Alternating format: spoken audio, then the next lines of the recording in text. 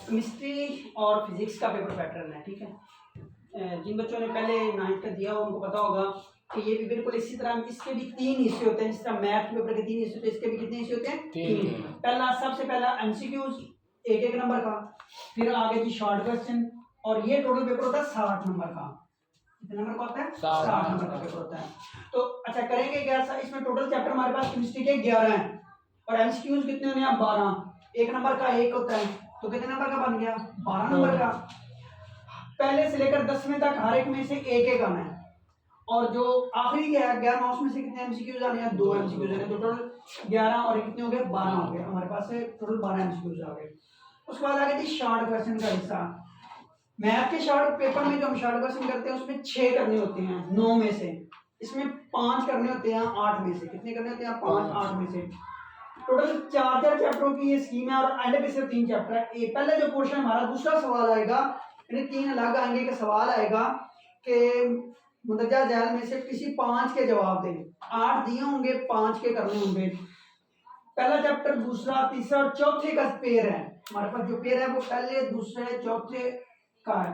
इसमें से पहले चैप्टर में से 1 शॉर्ट क्वेश्चन आएगा, बाकी हर चैप्टर में से 2-2 और चौथे में से 3 आ जाएंगे। देखो 4 और 3 7 और कितने हो गए? 8 हो गए हमारे पास। उसके बाद तीसरा जो सवाल हमारा बनेगा, जो सवाल नंबर 3 हमारे पास बनेगा, वो भी उसमें से 8 में से 5 करने होंगे। 5वां, 6ठा और 7वां और 8वां चैप्टर होगा ये। 5वें में से भी 3, 6ठे में से 2, 7वें में से 1 और 8वें में से हमारे पास 2 शॉर्ट क्वेश्चन आएंगे हमारे पास। इस तरह चौथा सवाल, उसमें से 3 चैप्टर हैं टोटल।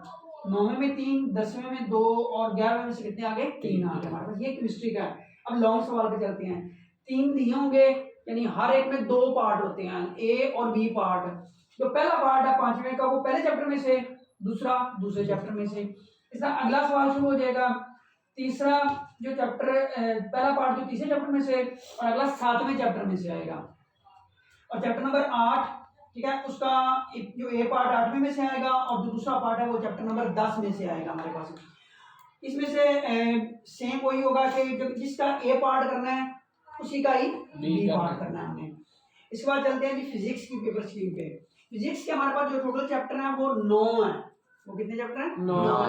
इसमें से पहले में से 1 एमसीक्यूज, दूसरे में से भी 1 एमसीक्यूज, तीसरे में 2 एमसीक्यूज, चौथे में 2, 5वें में से 1, छठे में से 2, 7वें में 1, 8वें में 1 और 9वें में 1, और ये टोटल हमारे पास 12 एमसीक्यूज आ गए, और 12, ठीक है, 1 नंबर का 1 एमसीक्यूज होता है।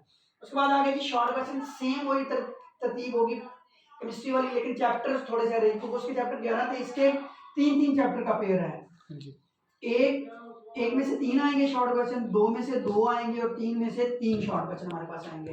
इसी तरह 5 में से 8 करने होंगे, फिर 8 में से 5 करने होंगे हमने। चैप्टर क्वेश्चन नंबर 3 जो हमारे पास है वो चौथा, 5वां और 6ठा चैप्टर है, यानी ये तरतीब से ही सारे। चौथे में 3, 5वें में 3, छठे में कितने आ गए? 2 आ गए।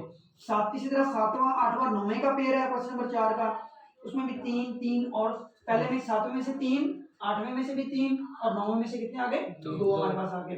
अब लॉन्ग सवाल पे चलते हैं। ये हो गया पहला सवाल, दूसरा, तीसरा, चौथा, आगे 5वां सवाल। फिजिक्स की स्कीम थोड़ी सी मुश्किल होती है, इसमें लॉन्ग 3 चैप्टरों में से कोई 2 आते हैं। केमिस्ट्री का हमें पता होता है कि चैप्टर नंबर 1 और 2 चैप्टर दोनों में से लॉन्ग, इसमें 3 चैप्टर करेंगे तो 2 लॉन्ग पूरे होंगे। और 2 किस तरह होंगे कि एक लॉन्ग थ्योरी वाला सवाल आएगा, एक न्यूमेरिकल आएगा जो हिसाबी सवाल होता है, तो वो एक 5 नंबर का न्यूमेरिकल होता है इसका, और लॉन्ग जो लिखने वाला सवाल होता है वो कितने नंबर का होता है? 4 नंबर का सवाल होता है। तो अब 3 चैप्टरों में से जिसका उसका दिल करे वो न्यूमेरिकल ले ले, जिसमें से उसका दिल करे वो लॉन्ग सवाल ले ले। इसी तरह अगला सवाल चौथे, 5वें और 6ठे चैप्टर में से है, और अगला जो है वो 7वां सवाल वो 7वें, 8वें और 9वें चैप्टर में से है। तो जिसमें से उसका दिल करेगा वो न्यूमेरिकल ले लेगा, जिसमें से उसका दिल करेगा वो लॉन्ग सवाल ले लेगा।